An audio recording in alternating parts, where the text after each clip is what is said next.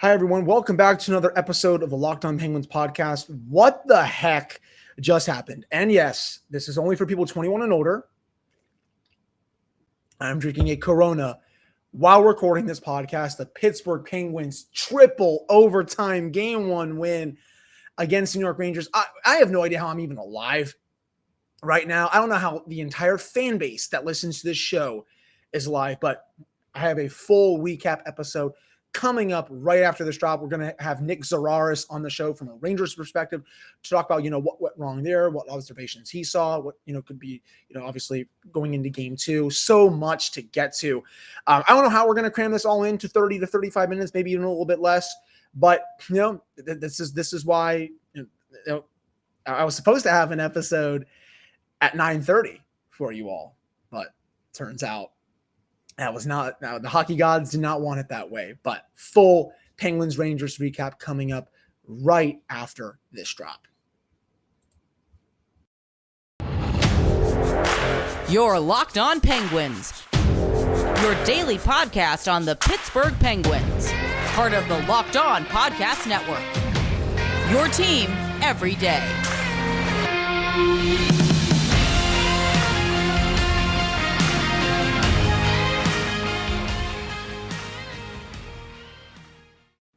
Hello and welcome back to a Wednesday edition of the Locked On Penguins podcast. I am your host, Hunter Hodes. Remember to follow me on Twitter, Hunter Hodes. Follow the show's Twitter, LO_Penguins. Again, I hope you all are very alive and well right now after what just happened on Tuesday night into Wednesday morning. Joining me now from the Upper Bowl GM podcast and from Gotham Sports Network is Rangers writer and podcaster Nick Zararis. He also writes about the Mets and a whole bunch of other things. Nick, what a game between these two teams. First triple overtime game winner for the Penguins since Peter Sikora in 2008 when, as Doc said, he called his shot. Going into the third overtime, he said he was going to win the game. Sure enough, he did against the Detroit Red Wings. They ended up losing that series, obviously, in the Stanley Cup final. But, let's just get right into it. My biggest takeaway, obviously, is the goaltending situation for the Penguins. A few weeks ago, it looked like Tristan Jarry was going to start this series. Casey DeSmith comes in. He plays his tail off. Then it looks like he cramps up, probably because he has not played a lot of minutes, or he maybe needed bananas, or did not have enough water. I don't know. Journeyman Louis Domingue comes in, basically channels like a Patrick Waugh with some of these saves. But then on the other side, Igor Shesterkin just broke the y-axis on evolving hockey for those that follow them on social media. What was your biggest takeaway from this game? This is the worst thing we do to ourselves. Playoff hockey is the devil. We probably should find something more constructive and healthy to do. Like, I could have gone to bed like 3 hours ago, woken up at 8 o'clock tomorrow, went to the gym, been a productive person. But here I am talking to you about a hockey game that lasted the better part of 5 hours for no real reason other than neither of these teams really wanted to win. Very ugly game. The Penguins controlled play for a good, I would say, 3/4 of the 6 periods of hockey. Rangers had a really good 20 minutes. They were pretty good in the first overtime. But other than that, Pittsburgh controlled play for a lot of it, but Shesterkin did his damnedest to prolong that game as long as possible. And the Rangers just couldn't find that fourth goal. I wasn't particularly bent out of shape about the disallowed goal because the goaltender interference rule is so inconsistent when it is or isn't interference. So I know a lot of Ranger fans are very upset about that right now, but because the rule is enforced the way it is, I'm not particularly bent out of shape about it. I am concerned, though, what losing game one does the rest of the series, even if it is Louis Domingue for game two. Just morale-wise, I mean, the Rangers lost Ryan Lindgren. He wasn't out there for the third overtime. Andre Miller wasn't available for the third overtime either. I mean, if Justin Braun and Zach Jones are drawing in, the perceived advantage the Rangers had on defense isn't what it was coming into this series. And it feels like we've already played 3 games in this series based on how much hockey we had tonight. So there's definitely a lot more we're going to talk about, but real snapshot-wise, I'll be honest, I'm a little bit concerned. The Rangers did not play well tonight. Just flat out, they didn't. Yeah, I mean, speaking of, the Rangers, playing well, you said it best. Those were opening 20 minutes. They buzzsawed the Penguins right off the ice. I will 100% say that. They were the better team. They fed off the Madison Square Garden crowd. That was their first playoff game in at MSG in 5 years, if I recall correctly. So, you knew the crowd was going to be really into it. MSG is usually one of the louder buildings in the league. And then the Penguins, they go down 2-0. Didn't start off the second period too well, but they come back, tie it. Sidney Crosby, Jake Gensel, Magic. They're one of the best duos, winger center duos in the league. And then, it's just, and I honestly thought you said it best, the third period. And then for most of the overtime sessions, I would say the Penguins had the better chances, but I did think the first overtime for sure, until about the 5 minutes left, 6 minutes left, I thought the Penguins started to find their legs a little bit again. And, speaking of that goal to interference call, Nick, obviously that was a big moment in this game. From my perspective, it didn't look like Dumoulin pushed him too much. Maybe I need my eyes checked. Maybe I need a new pair of glasses here or something. I was just, I guess, how I saw it. But I think the overall consensus here, man, is I don't think the NHL knows what goaltender interference is. These calls, it's a coin flip. They can go either way. No one should be really surprised by that call being overturned, because so many of those plays in even this year, last year, years back, that happens. And, there's a good chunk of other plays where that same thing happens and they call it a good goal. So there's no consistency. In my view, I thought it was more of a no goal than an actual goal. But I think overall, man, no one knows what goaltender interference is. They don't. The thing I was just texting you about before we started recording with one of my friends who does hockey content was, I didn't think the Rangers deserved to win. To be honest with you, they didn't play well enough to win. I know we thought maybe we steal one there, we score that goal, get disallowed. They didn't play well enough to win. They made their goalie make 79 saves in a hockey game. Anytime your goalie has to do that, granted, 3 overtimes is a long game, but when you're giving up, one scoring chance every 45 seconds, that's probably not going to be a good strategy for the long term. And as the game went on, the Penguins were able to slowly start to wear away at the Rangers. What really swung the game to me was in that second period when Pittsburgh actually got their forecheck engaged and the Rangers weren't able to get out of the zone with speed. Once the Rangers stopped being able to get transition play going, they couldn't create any offense because they're not good at dump and chase, which is something you and I have talked about on your show, on my show, multiple times throughout the course of the season when these teams have met head to head. But the Rangers could not get anything going offensively. Their one good scoring chance, the one that got disallowed, was a rush scoring opportunity that happened because they were able to get the puck out of the zone quickly. And yes, part of that is because Ryan Lindgren missed a lot of the third period and you're having to juggle your pairs. Patrick Nemeth is not good at clearing the zone. They don't really have Trouba do it all too much. So you're asking a lot of Adam Fox, of Keandre Miller, who ended up getting hurt and having to leave the game as well. So Rangers really had a hard time going from defense to offense, and that's what let Pittsburgh kind of turn up the heat to the point where it was just a matter of when. We were talking about before we started recording. I felt like the Penguins were going to win in overtime. It was just a matter of how long Shesterkin was going to be able to prolong the game, and that's what ended up happening. He was terrific tonight, but after that third goal the Rangers scored, there was no real threat other than the one that got disallowed. They didn't hit any posts. They had one really good opportunity that Ryan Strome just flubbed because the pass was a little bit in front of him and he didn't have enough time to react. Those were the two best chances the Rangers had after that third goal they scored. So I can't be too mad. The Rangers didn't play well tonight. Yeah, and you hit on a lot of great points there, Nick, especially that transition offense. That was something, going into this, even when you were on the show, that was one of the big keys for the Penguins to win this series for me is, can they shut down the Rangers in transition off the rush? That's where they get a lot of their offense. They're not one of the best teams in the league at really generating offense from a sustained forecheck in the zone. I think you wrote an article about a month ago or something, like looking at how the Rangers stack up to other teams in the league with, recovering their dump-ins per 60 minutes. And it wasn't that good of a rate.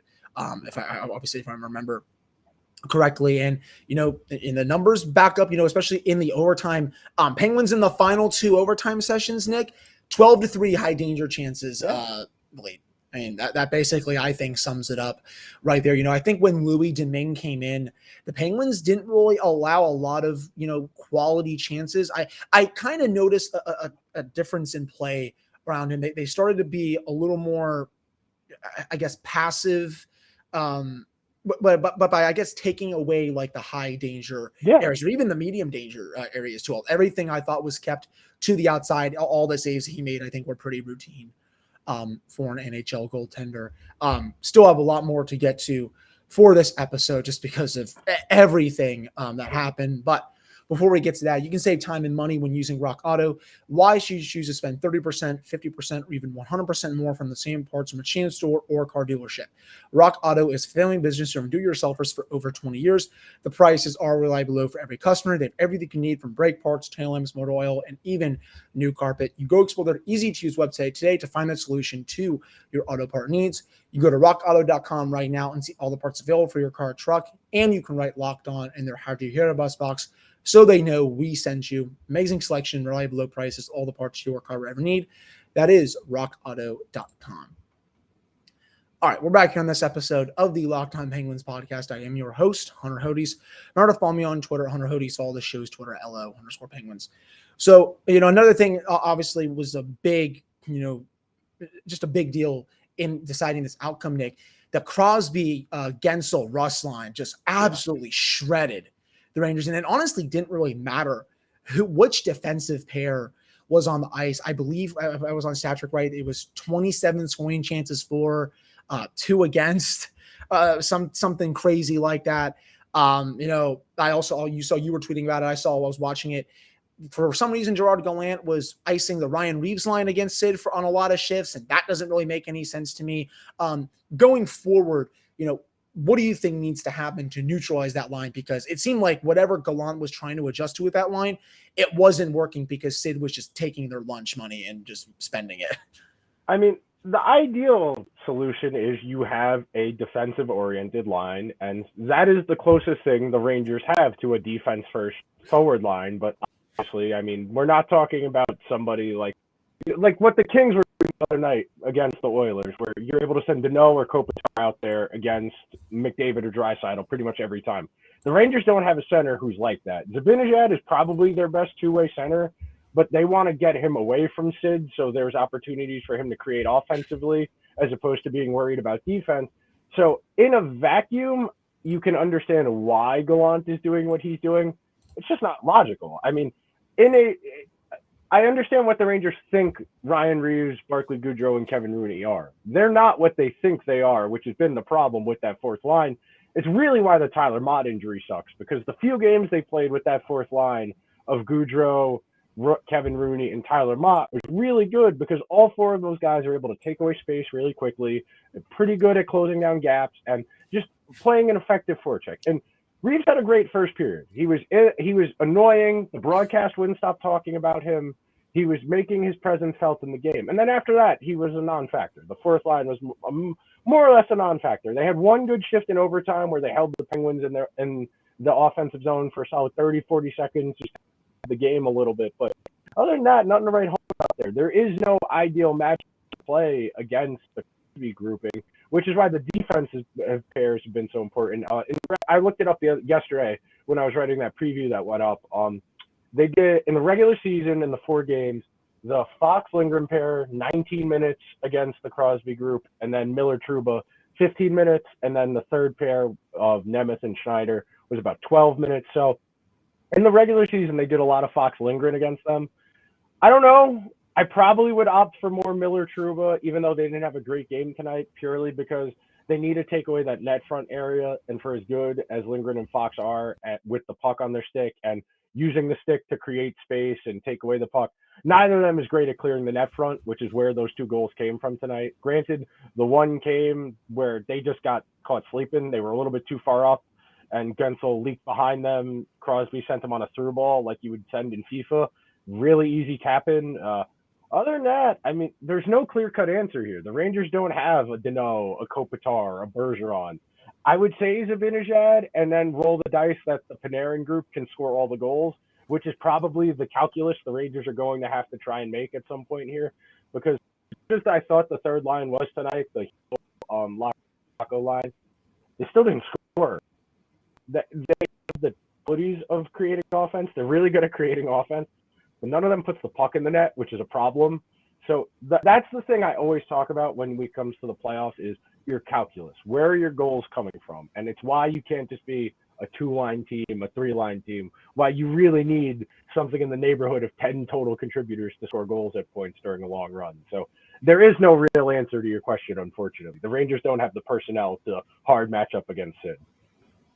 Yeah, and it's gonna be a very interesting storyline to watch. You know, the final numbers, Nick, I have them right in front of me here. 90% of the scoring chances at 5v5, 71% of the shot attempts, 2 goals for, no goals against. High danger wise, if I can get to that here real quick. 89% of the high danger chances, 16-2, and then expected goals, 79% of those. That line has been together all season. They have never had a game like that.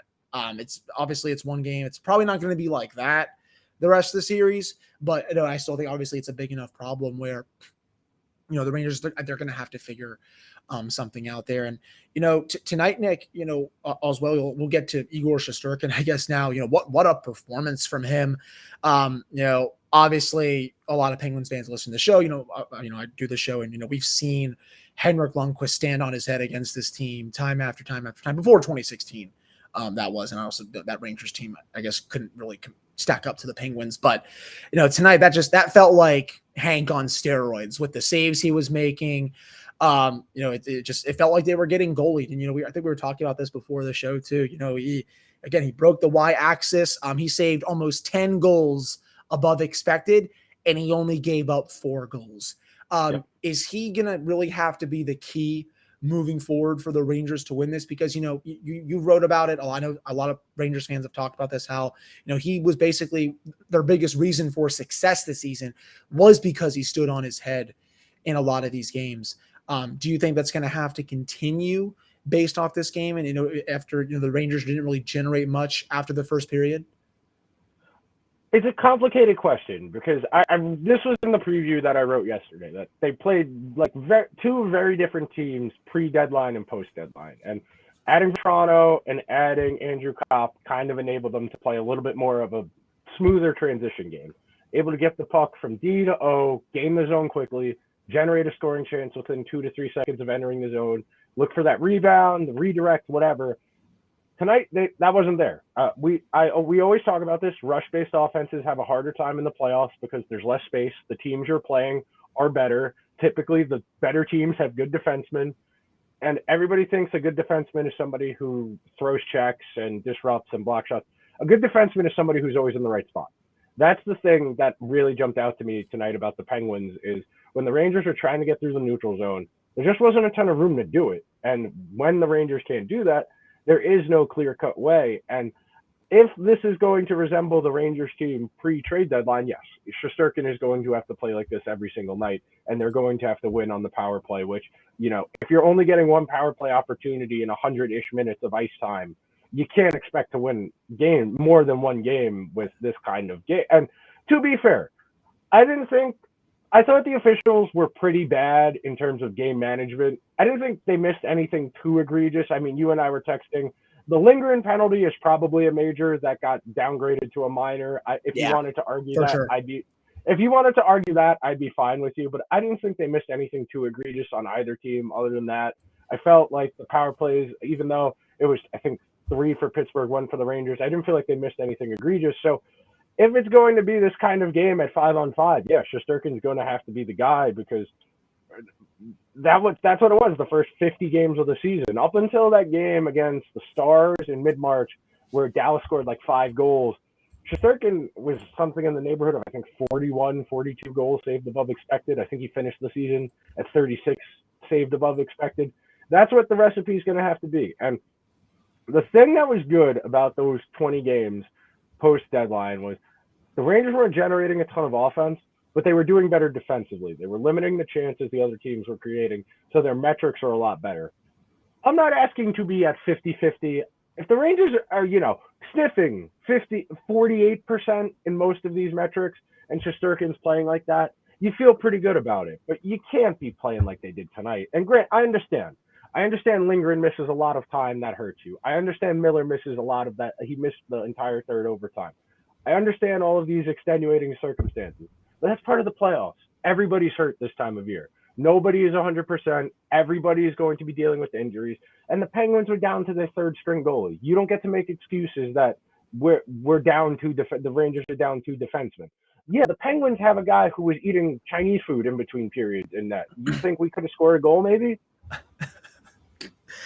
Just like, come on. You can't be making excuses about, well, we're hurt. Yeah, so is Pittsburgh. So is everybody this time of year. You don't get to make excuses about injuries. That's not a fair argument to make. Yeah, no, I completely agree with you. And, you made a great point, honestly, Nick, about the officials. In those overtimes, I don't really think they missed anything too egregious. I mean, normally people can complain about officials all they want. You and I both know what playoff officiating is. They let stuff go. They're not going to call anything, even if it looks like minor. They want the game 5v5. They don't want the game decided on power plays. That is how it's been. That's how it's going to be. And honestly, with how safe I thought both teams were playing in the overtimes, there wasn't really too many, like bad hits, like a lot of tripping minors, interference, maybe like some minor stuff. But again, like that's going uncalled, I would say, every time, at least in my opinion. Obviously, more to get to for our last segment. Going to get into maybe some adjustments going into Game 2, which is set for Thursday at Madison Square Garden. But before we get to that, summer is coming, and with summer, you're going to need some food on the go. Built Bars are the perfect snack to take with you on family vacations. You can throw them in your bags and your kids' backpacks. Make sure that everyone has a bar so you are filled for your summer adventures. All Built Bars and Puffs are covered in 100% real chocolate. That means that with Built Bar, you can eat healthy and actually enjoy doing it. Have you tried the Built Puffs yet? We are going crazy for all the puffs. They come in crazy flavors like banana cream pie and even churro. If that's not enough flavor for you, you might want to try the mix box. That comes with 12 flavors of bars and puffs. Most of them contain 130 calories, 4 grams of sugar, 4 grams of nut carbs, and 17 grams of protein. You can go to built.com, use promo code LOCK15 and get 15% off your order. That's promo code LOCK15 for 15% off at built.com. All right, we're back here on this episode of the Locked On Penguins podcast. I am your host, Hunter Hodes. Remember to follow me on Twitter at Hunter Hodes. Follow the show's Twitter at L_Penguins. Quick update on Casey DeSmith. Mike Sullivan said he's being evaluated for a lower body injury, so it seems like it's not really a cramp as it was indicated, but hopefully he'll be good to go. If I have to see my team start Louis Domingue on Thursday, I will paint my face with Joker colors, and that's how it will be. Overall, I did see Jeff Zakhoff start 2 games against the Rangers last time. He was their third string goalie. Maybe one of the other 2 will be ready to go for Game 3 on Saturday in Pittsburgh. Tristan Jarry was seen walking just fine, no boot on his foot. He just has to get back on the ice at this point. But Nick, so Game 2 Thursday. Let's talk some adjustments going into that. What if you were Gerard Gallant? What would you do to get the Rangers back into the series, tie it up, heading back to PPG Paints Arena? So the most important thing is to stop cheating in the neutral zone. That's really became the problem as they kind of realized that, okay, we're going to have to get this goal to break this tie. The forwards kept cheating a little bit closer and closer to the neutral zone every single time their defenseman had the puck. Nobody was really coming back to make themselves available for a pass to start transition play going the other direction. And that's the most direct way. When you can't get anything going through the neutral zone, most of the time that problem for the Rangers jumped out when their forwards were already in the neutral zone as opposed to coming back in the D zone and making themselves available. They're going to need to simplify things a little bit. You talked about this the last time I was on your podcast, that the Penguins are trying to pass the puck into the back of the net. That's what the Rangers are doing tonight. And granted, they made some decent chances at that. They didn't make enough chances. Just flat out, they did not create enough offense at 5-on-5.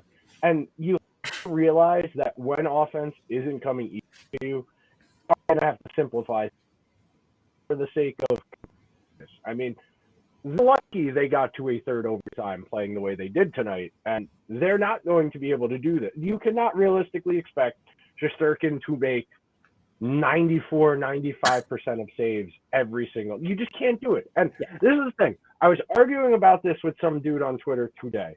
You cannot convince me the Rangers' plan to be a playoff team this year was to have a goaltender make 93.5% of their saves during the course of the regular season. You'll never convince me that was the Rangers' plan to be a playoff team this year. That is what happened, and I'm not going to complain about it, but you don't get to tell me this was the plan. They got lucky, okay?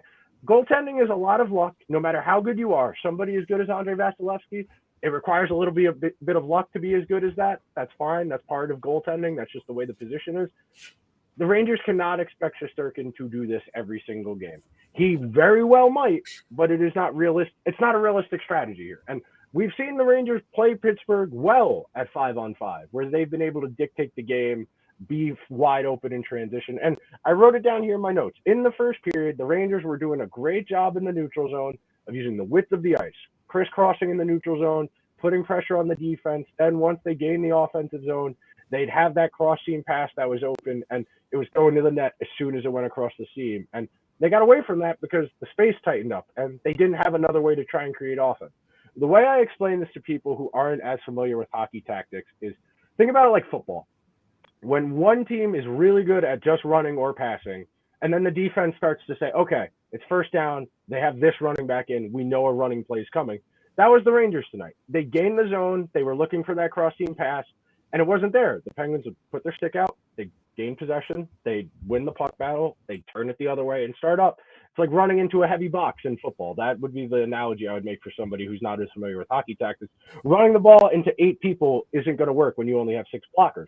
That's basically what the Rangers were doing tonight for a majority of the second, third periods, and then most of overtime. They got to simplify things. They got to get the puck in deep, and they got to go get it. I know that's not this team's game, but there's just not the space you're used to. And yes, they had a nice stretch here after the deadline. They got to beat up on bad teams. I know that was part of the discussion.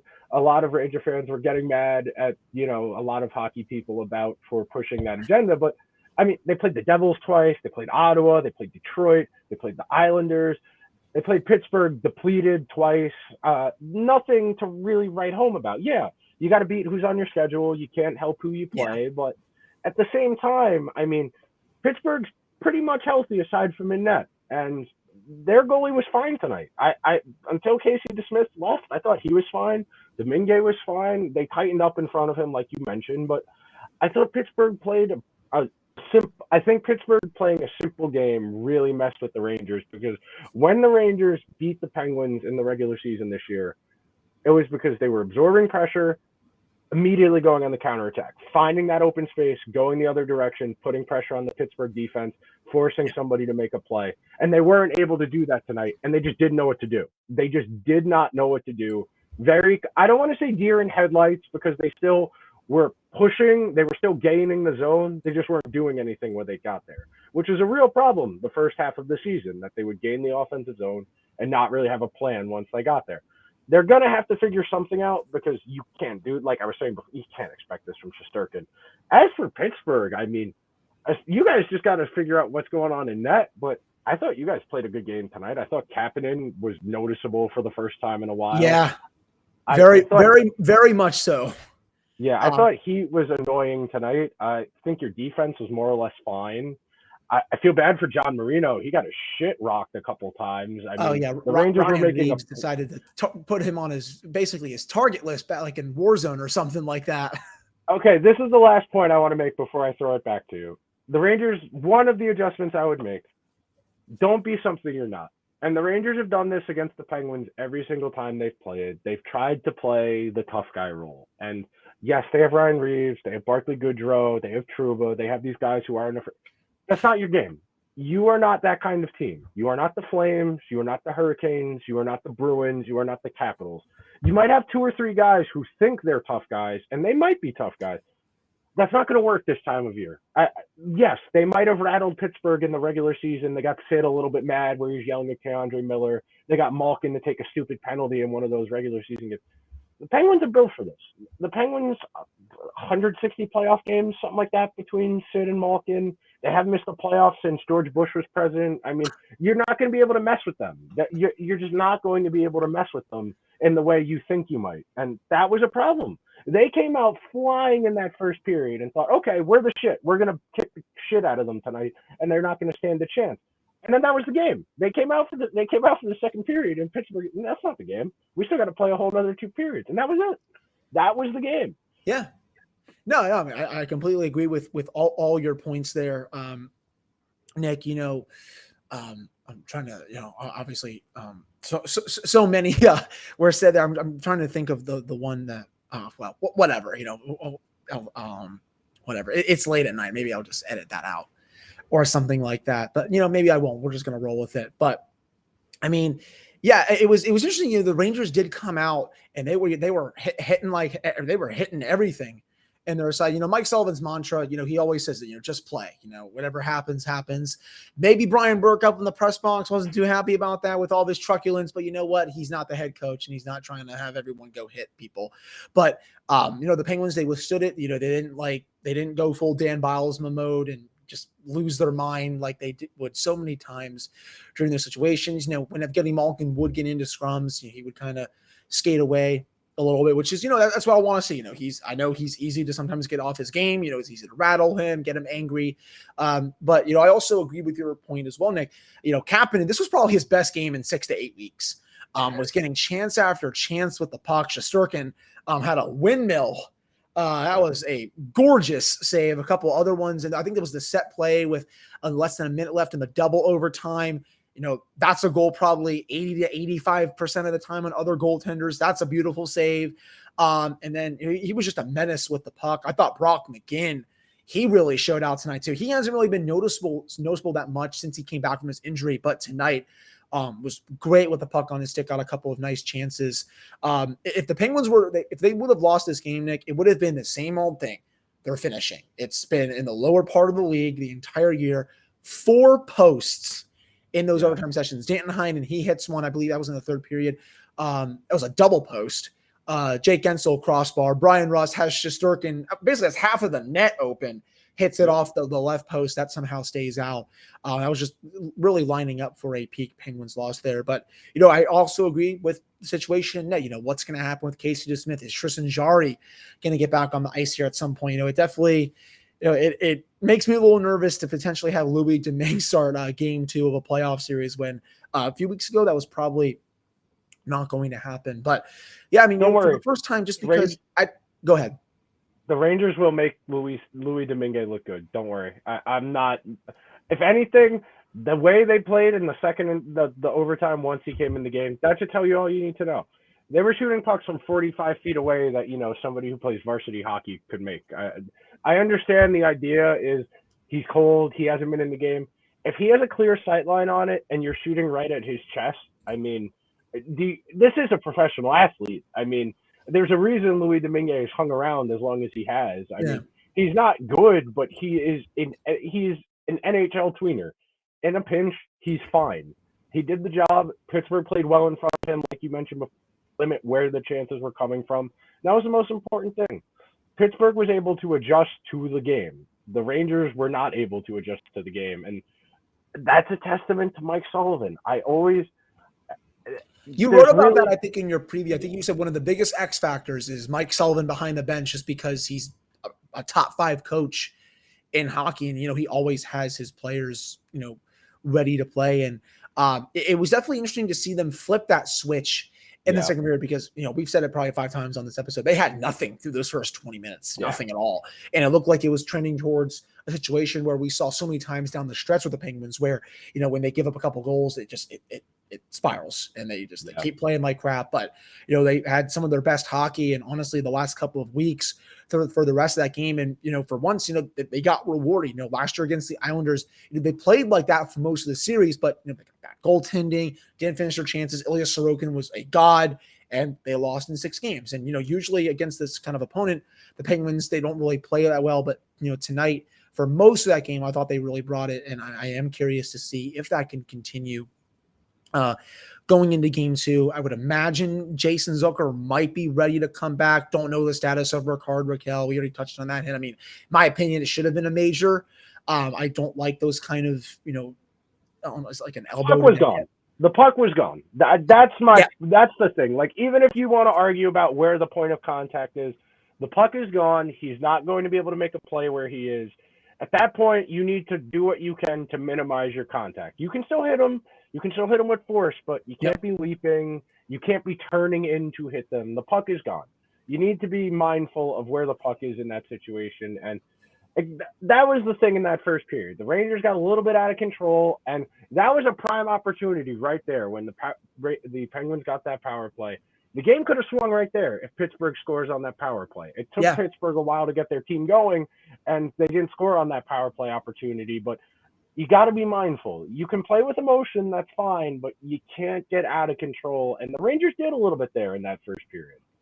Yeah, and to your point, if you argue a major, I'm not going to argue against it. I understand why somebody would see that and think it's a major. They reviewed it. They went to the video room. They had a whole commercial break to talk about it. They went from a major to a 2-minute minor. I would like to read the report. I know the NHL has that report somewhere. I don't know why they don't publish these decisions. It would be very helpful.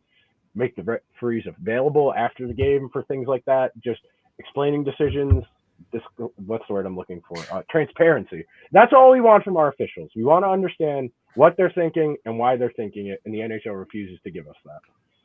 Yeah, absolutely. And again, I would love if they could answer questions to the media and not, just run away from this kind of stuff. I will always die on the hill for officials to do that. And again, I'm not calling for a big suspension over here or anything like that. I mean, we all saw what happened with the DOPS today with the Jared Spurgeon thing. There's no consistency at all with what they do. So in all honesty, nothing probably would have happened. That's how it is for the DOPS. So I'm not obviously arguing that. And other players who I thought played well for the Penguins tonight, obviously Malkin got the game winner. I've been told that he's bad at 5v5. He's washed. People just need their eyes checked and stuff like that. Guy was I will take 36-year-old Evgeny Malkin if the Penguins do not re-sign him. I will gladly take you up on that offer. I will sign him to a 1-year, $7.5 million deal, and I will kick Ryan Strome and Andrew Kopp to the curb. Sign me up for that if the Penguins Your Ryan Strome tweet was after he whiffed on that chance. I remember reading your tweet. You were just like, just... This is a running joke on Rangers Twitter. He does this all of the time, where the goalie is on the other post and he just doesn't put the puck in the net. Like, I get it. It's hard to do. There's a reason he's a professional athlete. But, bro, it's a wide open net. I feel like I scored that goal at some point in my life. I feel like I could have scored that goal. That's the source of the frustration for all the Ranger fans out there. Strome is not a bad player, but he's so frustrating because he could be better. If he was just more consistent in his play, he would be a 70, 80-point guy every single season. But instead, because he's not, he's mid to low 60s. It's one of those things. That's the difference between the good and the great. The great players are consistent. The good players are sometimes consistent. Yeah, I absolutely agree there. And I also want to shout out John Marino tonight. He has been a whipping boy, not only on Penguins social media, but on this podcast, because I've openly said that he has been really bad this year. But tonight, this is per Natural Stat Trick, 28 minutes at even strength. He was on the ice for 82% of the expected goals, 51 shot attempts for, 17 against, had the primary assist on Evgeny Malkin's tip-in in triple overtime. Shout out to him, a tremendous game. And, especially after he was just a target from Ryan Reeves, just looked like he was playing Warzone out there with all those hits. I made that joke already, and I'm going to make it again. It's whatever. At this point, Chris Letang, great game again. The guy played over 40 minutes tonight, Nick. He's 35 years old. I cannot think of a single mistake Letang made. I went through, I was looking at my notes. I thought that was the one thing I didn't mention before. I don't think any Ranger defenseman had a good game tonight. Fox and Lindgren had the really bad goals. Fox was really good. Fox had moments, but I never felt comfortable with him and Lindgren out there. That's the thing. In the playoffs, what defensive pair do I actually feel comfortable with in these tight situations? I didn't think anybody was particularly good tonight, especially at 5-on-5. I know Fox scored the first goal on the power play. That was a nice shot from the point, but a lot of overpassing. The Gensel goal, the one that him and Lindgren, you can't let Sid saucer pass through the middle of the two of you. That was the second one. I think Fox and Lindgren were on the ice for that one. That's right. Yeah, no, they went right. Sid saucered right between the middle of them, and Gensel leaked behind them. Yeah, you can't let that happen. That's just not good gap control. One of them needs to realize that Gensel's behind them and drop, and that's part of what I was saying before about cheating up, trying to create offense that way. But yeah, no, the Penguins defense I thought was great tonight, to be honest with you. The Rangers really weren't able to create a lot, and that's because they were so active, especially in the neutral zone. Yeah, I 100% agree there. It was probably one of their better defensive performances, I should say, of the season. It's probably one of the, overall win-wise playoff wins. I know this team has had so many playoff wins over the years, going well back before the Crosby days. I mean, this is probably one of their more memorable, iconic playoff wins in the franchise's history. Again, this was their first triple overtime game since 2010. They lost that one in Ottawa. Their first triple overtime winner since Peter Sikora in 2008 that cut the series lead to 3-2. But Nick, I think that will probably do it for this one. Thank you so much for coming on and always giving your perspective. There's for thoughts on the Rangers, you are always my number one guy to go to, just because you know your team. And for those that do not follow you on social media and do not follow your work, tell them where they can find all that. And obviously, man, you're going to come back on at some point this series.